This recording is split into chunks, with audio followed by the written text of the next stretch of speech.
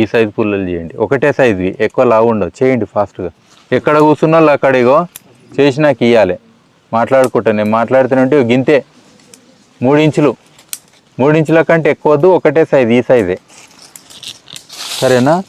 So ఒక పద్ధతి ఏంది, మనకు డైరెక్ట్గా అలబెట్టేది చూసిరు. ఇప్పుడు డైరెక్ట్గా అలబెట్టేది ఒక పద్ధతి.